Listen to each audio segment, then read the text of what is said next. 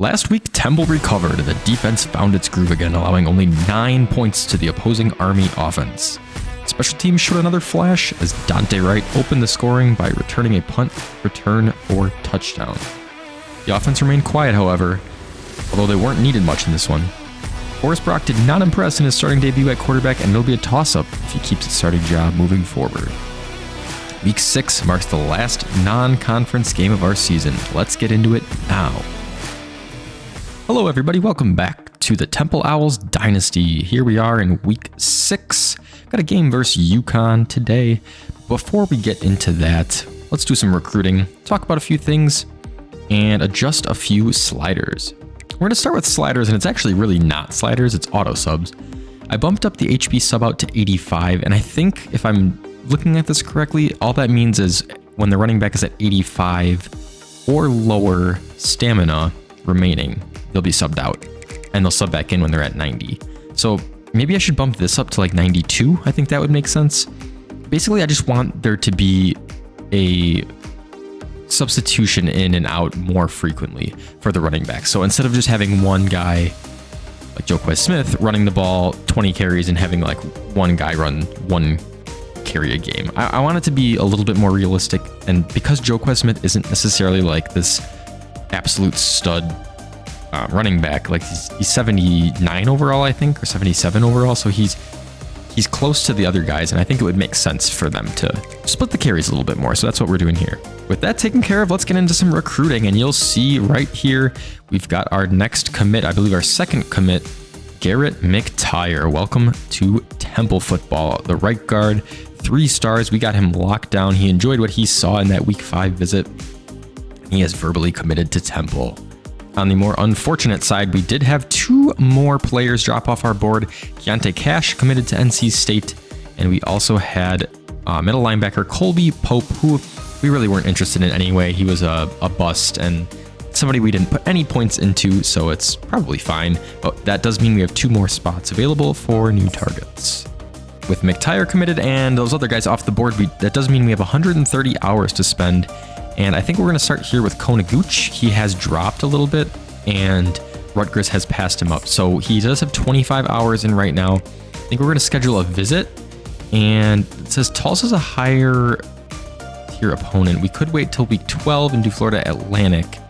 This is a tough one. I think what we'll do is just Tulsa. I feel like since we're in the top 5, it's going to be better to just do a visit as soon as possible. And we have an A+ grade playing style, so we're going to have him attend practice.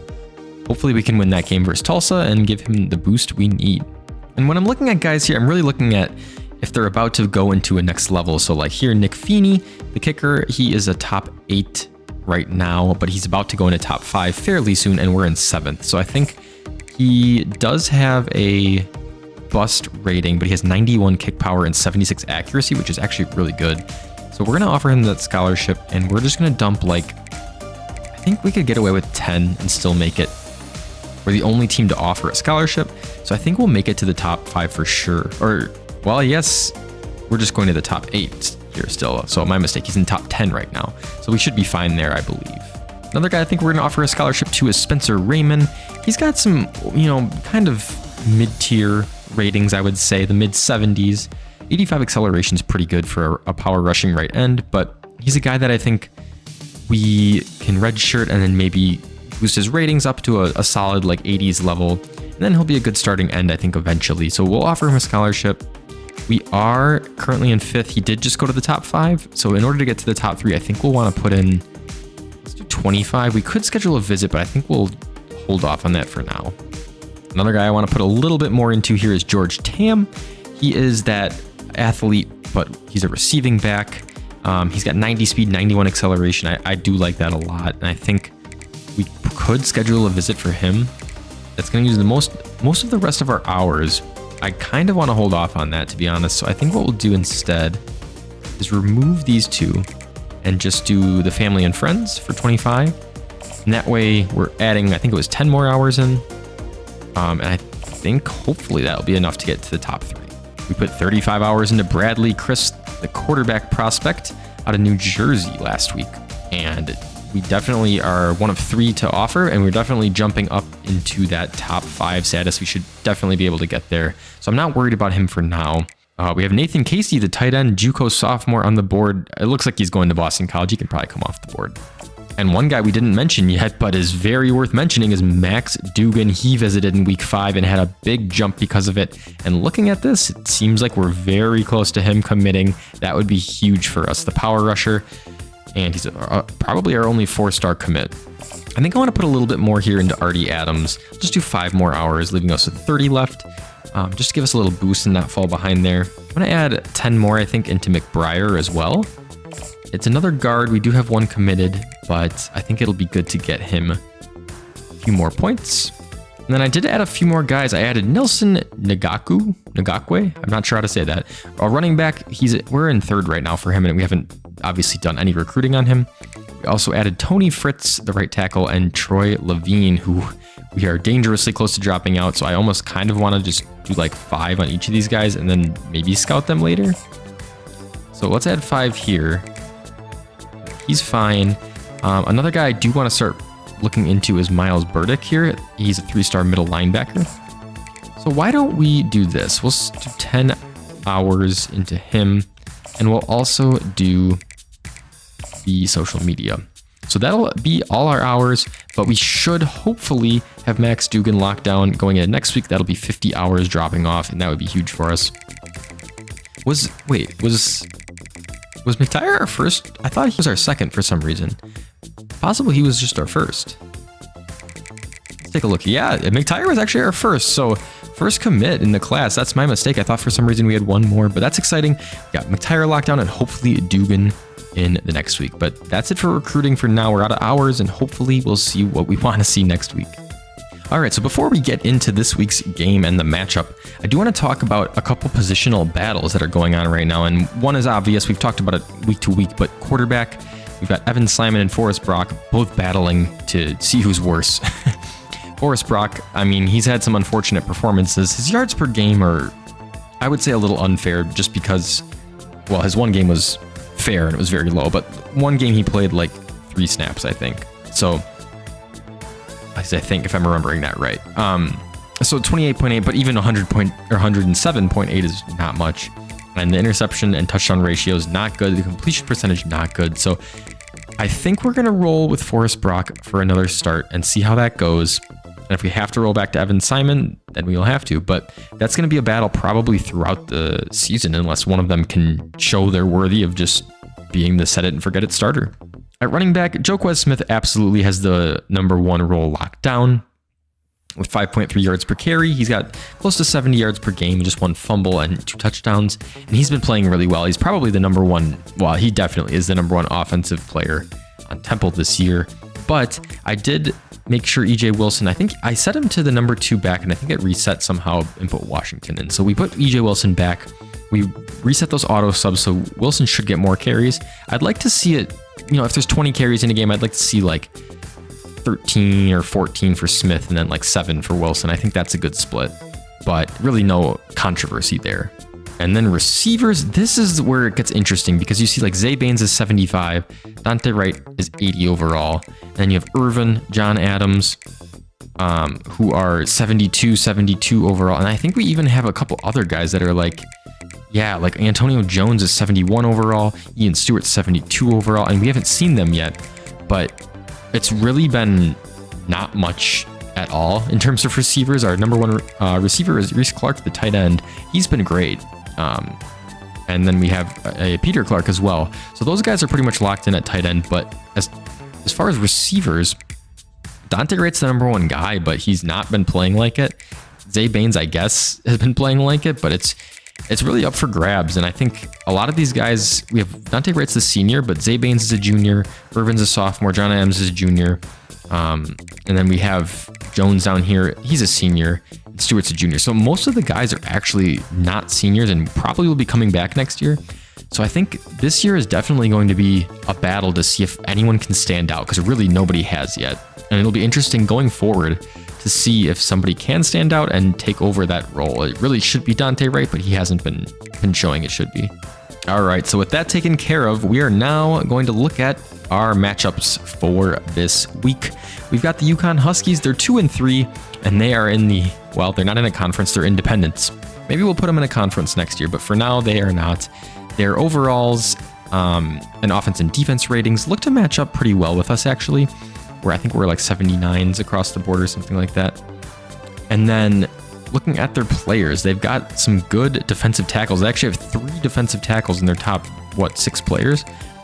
So Jelani Stafford is one. And then we've got Dalmont Gordine and Jaden Simon, and they're all going to be problems for us. They also have Julian Simon, who is a right outside linebacker. Good defense, and might be tough to run versus them with these big boys up the middle. The number 1 playmaker on offense, TJ Sheffield, he's a wide receiver. And then they do have a running back, Cam Edwards, that we'll have to take care of. Not seeing a quarterback very high on this list. They've got Nick Evers, the sophomore. He's a field general type, so probably won't see him running too much, although 77 speed isn't terrible. It's just not very high. Overall, though, I think looking at the players on this team, I'd say this team is beatable. They have what seems to be a strong running defense, so we'll have to look out for that. All right, and with all that taken care of, we are ready for our game. We're on the road at UConn today. Forrest Brock will be coming back out, and we'll see if he can play better today. We'll see if the offense actually gets more chances. Again, last game was a special teams touchdown and a good defensive performance, but we'll see if the offense has a chance to prove that they're capable of carrying this Temple Owls team. Here we go, week 6 football.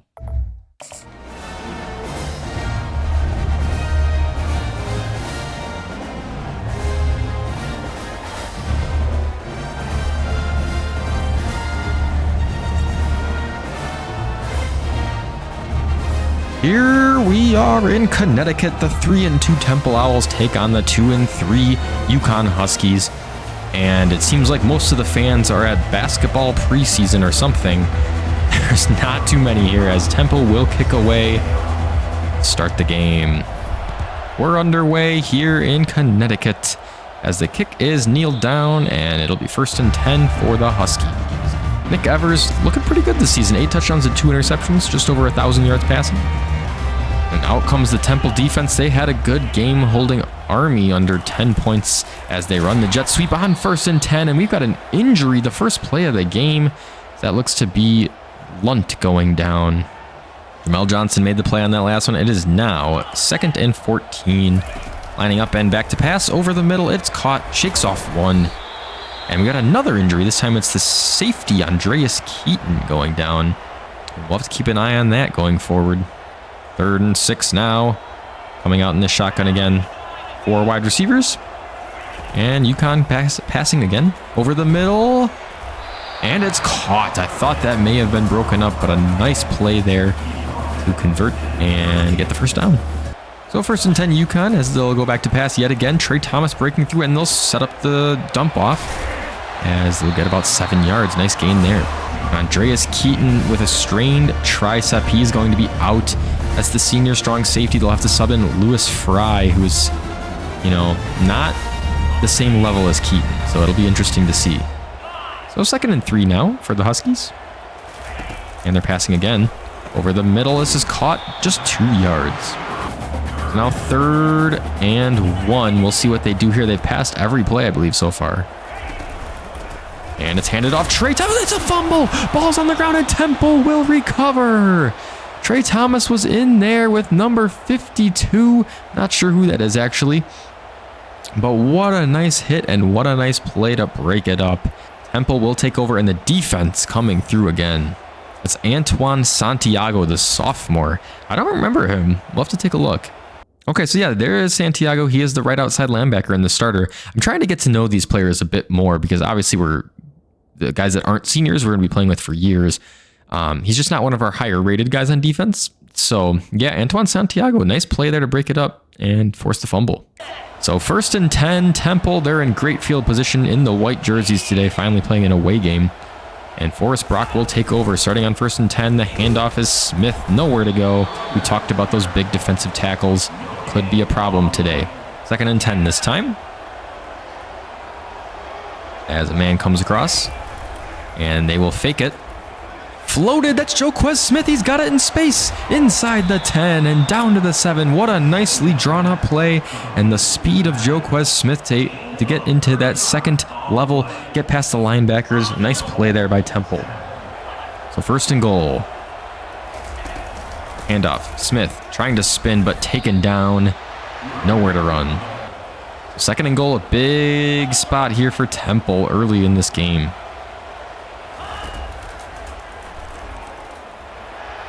And Forrest Brock is taken down for a massive, massive loss. I don't know what he's thinking there running to the outside. So now it's 3rd and 20, but also 3rd and goal. Tough play here. Back to pass. Floated, open, touchdown! What a throw and catch. I believe that's Reese Clark, the tight end. Yes, it is. And Forrest Brock gets his touchdown early here in the first quarter. So UConn will take over, now down a score, and they've got some work to do. As Evers will take the snap out of the shotgun. Handoff, this time up the middle. One of their first runs, if not the first run of the game, and they get 7. That's the second run of the game for Edwards. 2nd and 3. Man in motion. They'll hand it to him, and he'll break outside, but taken down just a yard. So another 3rd and 1. They ran it last time and fumbled. Let's see this time. They are going to run it. It's a keeper. And they fumble again. They fumble again on 3rd and 1. Can you believe it? My goodness. The UConn fans are stunned, all making the same reaction at the same time. This time it's DJ Woodbury Sr., the senior. We've talked about him before. He had a big interception one game. Now forces the fumble. So this Temple defense setting up another short field. And they'll hand off to Joquez Smith. 2 yards, but what a start for this Temple defense. I'm not sure they have any forced fumbles so far this season. They've got 2 in the first quarter.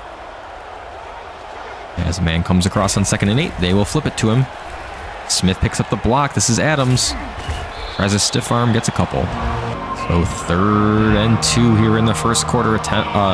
Chance for Temple to go up by 2 scores. Snap, handoff. This is Smith. First down. Good blocking up front. Just 4 for 9 so far for Joquez Smith, but getting the job done there on 3rd. Over the middle. This time it's the other Clark. Peter Clark this time. And that's going to take us to the end of the first quarter. Temple up 7-0 and 2 forced fumbles. What a start. Temple in the red zone again, driving in 2nd and 4. Handoff outside. He's got space. Joquez Smith breaks outside. Jukes one, and he's in for the touchdown. Joquez Smith finally got some running room and running downhill. Jukes one and gets in for the score. Temple, 2 scores early. So the 2 forced fumbles early sets UConn back 14-0. We'll see what they can do here in the second quarter. As there's pressure taken down. No, he gets it away. Good job there to throw it away, but a nice pressure by Temple. UConn struggling to get anything going here. Back to pass yet again. This time on 2nd down, pressure again. He gets it away. I'm impressed he's able to throw it away at all, but man, good pressure there by the Temple front 4. Now it's 3rd and forever. All right, 3rd and forever might be an exaggeration, but it is 3rd and 10. That's a tough play for an offense that's been struggling. So they're going to come out with 4 wide outs. And good blocking this time. And they get it, and a broken tackle. Wow, he almost had 6 if he beat the safety there. I don't know if you saw on the screen there, Forrest Brock 4 for 4 to start the game here today. They're back to pass yet again. This one is connected for 5 yards. So Evers 8 for 10 early on here. A lot of passing from the UConn Huskies. This time running, trying to cut inside, nowhere to go, and they'll get nothing. Woodbury Sr. on the tackle. So 3rd and 5, 4 wide receivers again for UConn. And they're back to pass. Gets it across the middle, and first down. Just reached the ball out and got that first down. So 1st and 10 now for the Huskies, finally getting a good drive together here as the play is almost picked off. Nice break up there. I think if he put his hands up, he had a chance for a pick. Now it's 2nd and 10. Huskies are I would say probably in field goal range, as they'll run the keeper, but he's going nowhere. In fact, they won't lose a yard, but no gain, and it's another 3rd and 10. 3rd and 10. You'd like to get at least a few yards to make it an easier field goal. It's a makeable one, but it's tough. As back to pass, and there's some pressure. He'll have to throw it away. His 3rd throwaway of the drive. Impressive stuff there by efforts to even get rid of it, as they'll settle for a long field goal. So it's about 52, 53 yards here. Not a gimme by any means. Kick is up, and it's no good. Just stays to the right a bit too much. Temple will take over. So we talked about Joquez Smith maybe subbing out a little bit more. They've had such good field position, they haven't really had to yet, but this time taking it from their side of the field. As he goes down hard, the blocking is not holding up much. Delmont Gordine, one of those big defensive tackles, makes the stop. 2nd and 10 here. Temple. Pressure's on. Forrest Brock throws it. And Adams went up, but broken up. Nice play there by the cornerback. So it's their own 3rd and 10 here for the Owls. Back to pass. And they'll try to dump it off. No one open downfield. Almost picked off. And instead, it's a 3 and out for the Owls. So UConn will take over here. 1st and 10. They've got it on their own 34 to start the drive. They will run the RPO. I don't know if that's the right option, though. They'll lose a yard. Jamel Johnson, nice play. Huskies really trying to get their passing game going, but it has just not been working. They face a 2nd and 11 here. And the running game, that's not working either. 3rd and 12. So a big play here. Temple defense. Let's see if they can hold them to 0 in the half. 3rd and 12. And Trey Thomas has got pressure and brings him down. What a play. Trey Thomas gets the sack. So a beautiful play there by Thomas to make the sack. He just swam his tackle and had no chance. Still punted away. Wright returning. He's got a return here, but just a couple yards up to the 43. So Brock comes back out, and they've got plenty of time. 3 timeouts. We'll see what they can do here. On 1st and 10, it's broken up. That was Dante Wright. Couldn't hang on. 2nd and 10 for Temple. They will just sling it to Joquez Smith, who cuts inside. He's got a couple yards and actually gets 8 up to the 49. This Temple offense, the majority of the targets have gone to the running back and tight end this year. I don't know if that's by design or if it's just by nobody's getting open, but here we are on 3rd and 2. And this one is out of the reach of Dante Wright. They're heading to the line. I did not mean to do this. They're going for it on 4th and 2, it seems. May have to call a timeout here. Unable to, yeah, well, so let's call a timeout. So Temple called the timeout. There was a little bit of confusion there, and they're going to punt. Going up 14-0, I think it's the right play. They kicked off. And then just pin them deep. Seems like the right play. So the fair catch is caught at the 15. And we'll see if the Temple defense can hold them one more time before halftime. 85 yards is what they need here. As more pressure, Trey Thomas, he's going to run, and he throws it away as Trey Thomas is breathing down his neck. The coverage has just been absolutely stellar downfield. And Temple has really only been sending 4 most of the time.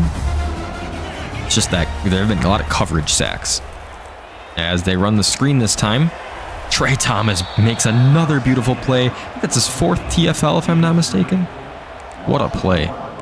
So 3rd and 11, I think they're running it out now. The clock did tick down. They probably could have called a timeout. They'll save 2, though, this way. And yeah, they're just going to run. Temple calls the timeout. And they'll get another chance. Jamel Johnson has 3 TFLs, it looks like, as well. This UConn offense has looked pitiful today. They're punting it away yet again. Kicks away, they've got some blocking. Dante Wright juking twice, pulling up to the 36. And this is most certainly field goal range. Could even just connect one pass and kick a field goal if you wanted. Oh, but instead it's almost picked off. All right, 2nd and 10. They've got time to run a couple more plays, 1 or 2 at least. And that is what they do not have time for. What a mistake. They have to call a timeout. And that is disaster, as they're now out of field goal range. Bad play by Forrest Brock. He's got to get rid of that ball. So 8 seconds left now. As they'll throw it to Adams, but it's 4th down, and they're not going to get to the line. That's going to be the half. So not the best play there at the end by Forrest Brock and the Owls, but they will go into halftime up 14-0. 1 rushing yard for each team. Have you ever... There's been some crazy stat lines in this dynasty, but my goodness, that is insane. 1 rushing yard for each team in the half. So Temple coming out 14-0, and they're going to return here. It's been a good game, again, by the defense. Offense has got at least a little bit of life. Collins takes it up to the 20. Let's see if they can at least double their rushing total for 2 yards here in the second half. Coming out in the gun, Smith cutting inside, gets about 3. I mean, well, actually, I don't even think that was right, because we have 27 yards. I think the sacks, they probably take off. Yeah, they definitely do. They take off the sacks. And I think that's just not right, but regardless, 2nd and 7. Smith trying to find a lane. He's got 1. So regardless of taking off the sacks or not, the rushing has been tough. Like we talked about pregame, those D tackles are strong.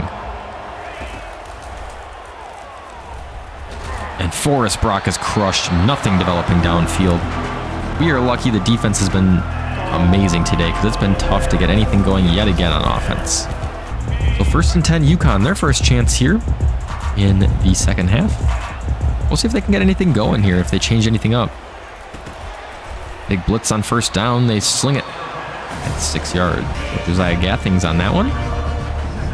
Sets them up for a very manageable 2nd and 4. They're changing the play here at the line. Nice fake there. The keeper and Woodbury makes the tackle. Kind of an awkward landing there for Evers, but he gets the 1st down. That play fooled everyone on 2nd down, and now it's 1st and 10 for UConn. See if Evers can lead a drive here. Handoff up the middle. 1st down and more. Nice play there. There's 6 attempts today for Cam Edwards, and I think he had 14 yards or something like that. Got 11 there. They'll go right back to him this time. Nowhere to go and a loss of 1. Charles Jean in on that one, and it's 2nd and 11. Time back to pass. And wide open in the middle. He's got about 20 yards. 1st down, UConn. Nice play there, connecting. So UConn in the red zone. Let's see if they can get their first score of the game. They're going to run a screen, dropped off, and they've got a blocker. But just 1, and they'll get about 6 yards. Definitely best drive of the day here for UConn. They've looked good. 2nd and 4.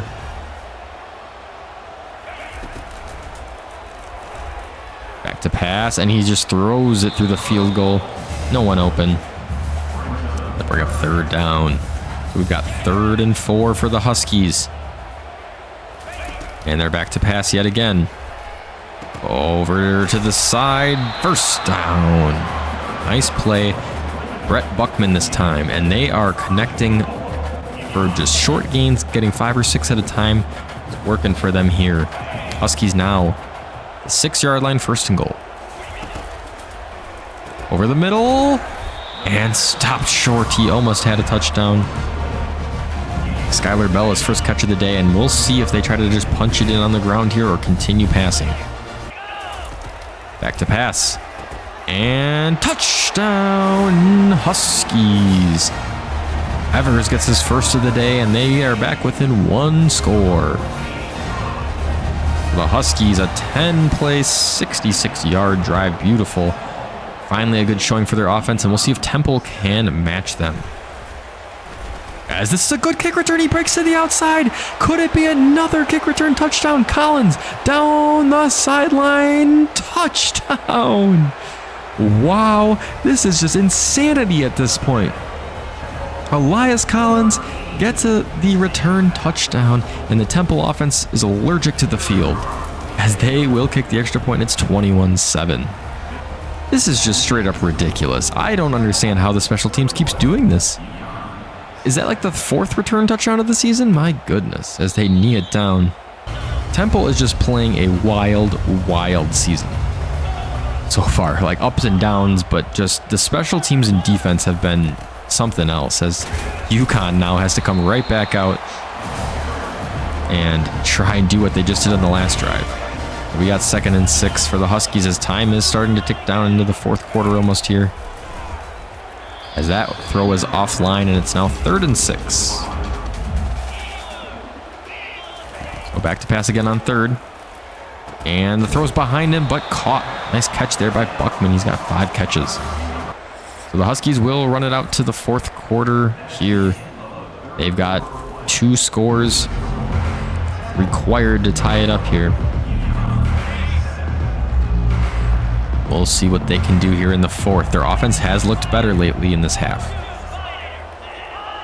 And in motion. They will give it to him. Breaks one. Oh, he spins another. Breaks another tackle. Can they bring him down? Barely. What a play there. That's Rosa, the junior running back. What a play. Maybe he should see more of the field.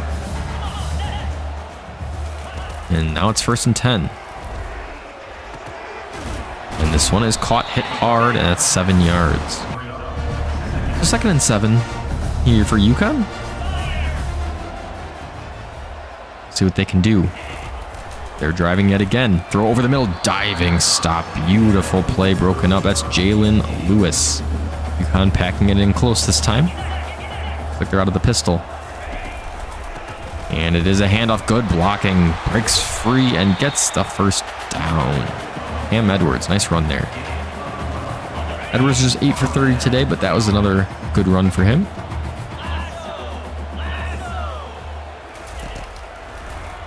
First and 10, throw over the middle. Oh, and he dropped it. We just sang his praises. And he can't bring it down this time.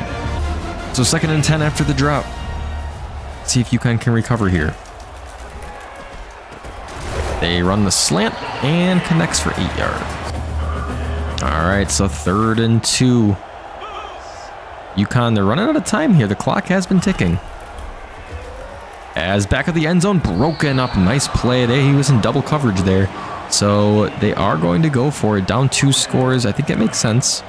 You know, you can, I guess, it doesn't really make sense to kick here, so might as well go for it. Being down 11, you still need 2 scores. And a 2-point conversion, for that matter. So here they go, 4th and 2. They connect. They get the 1st down, and they are inside the 5, but the clock is still ticking. And we're now down to 4 minutes left in the game. They're going to go 5 wide this time. And in motion. It goes to him. Trey Thomas missed the tackle, but Fry makes the play. He made the play in the back of the end zone, and he makes the play there. I mean, stopping him is good. It almost seems inevitable here that we'll score, but if not, regardless, you are spending more and more time. They're changing the play. I don't know why they hurry up and then spend 15 seconds. As they get it to the running back, and he's in the touchdown. In the end zone. Touchdown Huskies. He had a chance to make the play there, but Brett Buckman is having a nice game and gets in the end zone. So here's Temple, 1st and 10, and they're back to pass. Forrest Brock is a screen. They've got the blocking. Smith waiting for the block. He gets the 1st down. Nice play there by Joquez Smith. So Forrest Brock just 7 for 13, 105 yards, but honestly, the way the defense and special teams has been scoring, like you can't expect him to have too many attempts and yards. So 1st and 10 here. Smith rumbles ahead for 2. One thing I've been thinking about is changing the timing of the quarters. I'm not going to do it mid-season. I don't think that makes sense, but it's something I may do for next season. I might either up the quarter lengths, or I might take off of the accelerated clock, although I kind of like that, so I don't know. We'll see. But a 2nd and 8 here. Handoff. Smith, he breaks to the outside. Jukes one, gets hit by his own lineman, and rumbles ahead. 3rd and 1. We're at the 2-minute warning. Let's see what Temple can do here. 3rd and 1. Man in motion. They'll fake it. It's going to go to him. And he's short. Wow, I thought he may have had it, but a great tackle. And you got a punt. Temple forced to kick. And they are returning it. Breaks one tackle down at the 25. So you got a minute 47. And you've got 3 timeouts. Plenty of time for UConn here to go down the field and score. Temple defense played strong, very strong in the first half. And the offense has just sputtered on us. It's picked off. It's picked off. That's Stewart. And that is another defensive score. Eric Stewart with the pick 6. And that may have just closed out the game. The middle linebacker. Wow. Extra point is up and good. And what more can you say? This Temple defense and special teams has scored so many times this year. The offense has just been allowed to kind of sputter out at times. So UConn comes back out, but I think this is pretty much in the books at this point, as Temple's defense carries them to another victory. What a catch there at first down. They'll call the timeout. You gotta drive down the field very quick here. You're gonna probably use all your timeouts, and then you have to get an onside kick and do it all again. That one's caught. 9 yards. Even if Temple just kind of sags off here, you're gonna spend so much time driving down the field. You sort of need a big play. And these 10, 12-yard catches are nice, but I don't know. It is nice the clock stops until you get set, so they at least have that for them.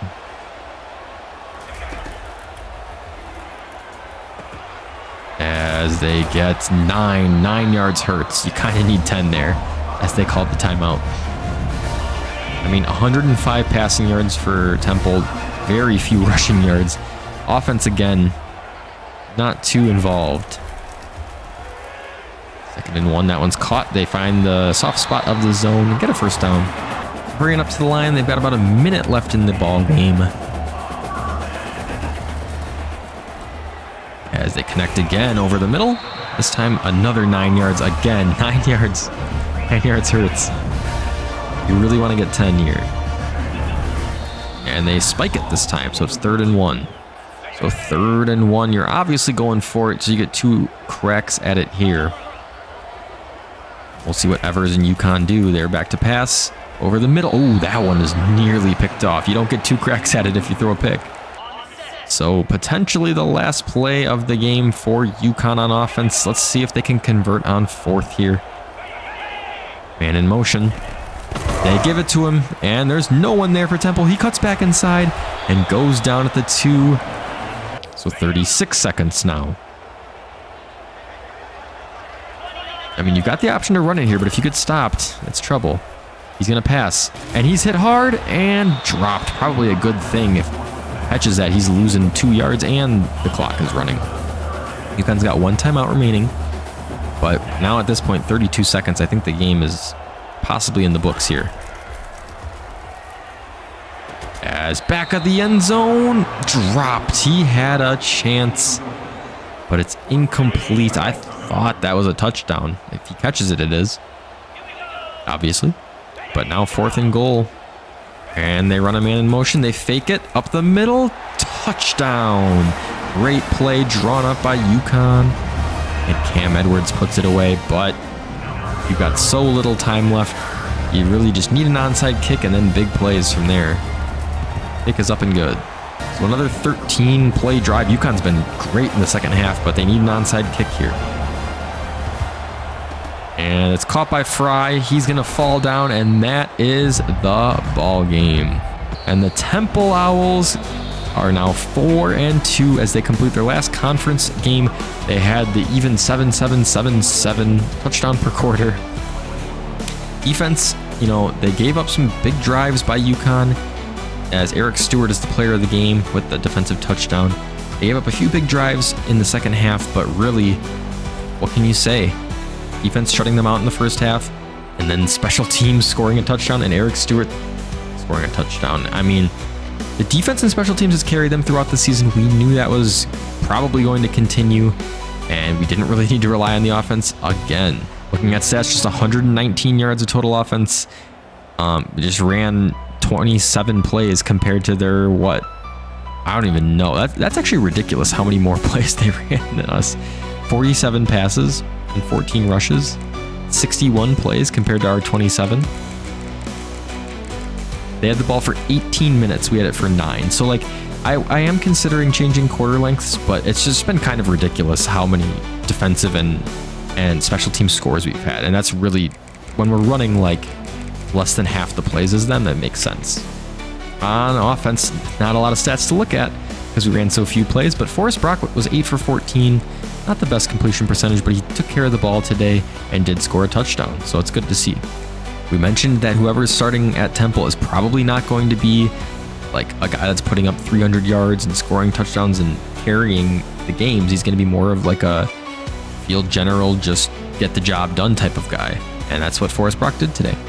Running the ball, we did have trouble, and yeah, see here, he got sacked 3 times and they gave him minus 24 yards. I don't really like that. I've mentioned that multiple times, but anyway, Joquez Smith, he had just 10 carries, and we didn't see any of EJ Smith, I can't remember now because he never plays, and Tyree Washington. We didn't really see any of them just because he had 10 carries spread across the whole game and he just didn't get tired, really. Just 3.8 yards per carry though, because their front 4 was very good. And receiving, we were actually led by Joquez Smith. He had that one big catch early. John Adams had 3 catches for 24. And Dante Wright, we don't get a catch out of him yet again. He had 1 drop. On defense, Jamel Johnson had 13 tackles and 3 TFLs. That's a huge game. We just had 1 sack. That was Trey Thomas. He had another 4 TFLs. And then Eric Stewart had the big pick 6. We also had the kick return touchdown for Elias Collins. I don't know, was that his 2nd of the year? I can't remember if he had the other one that we had, but huge kick return touchdown for Collins, and Temple takes the victory 28-21. So that's going to do it for week 6. Temple Owls move up to 4-2. Looking at the American Conference, we are actually on top with a 2-0 record, but our points for are actually less than our points against somehow. We're 1-2 at home and 3-0 away. Nothing really makes sense with this Temple Owls team here, but we're making it work. We're up to 4-2, and we do have some tough games coming up with opponents like UTSA, North Texas, Florida Atlantic. You know, teams that are, I think, better than us overall wise at least. And if they test our offense and put them up to the test, I think it could be an issue. So we'll have to see what we can do. But that's going to do it today, guys. Thank you so much for watching, as always. Appreciate all of your feedback if you have dropped any in the comments. I always appreciate a like on the video. It really helps it out. And if you have not yet subscribed, please subscribe for more Temple Owls football and more college football and sports franchise simulation type content in general. Guys, thank you so much again, and I will see you in the next one. Goodbye.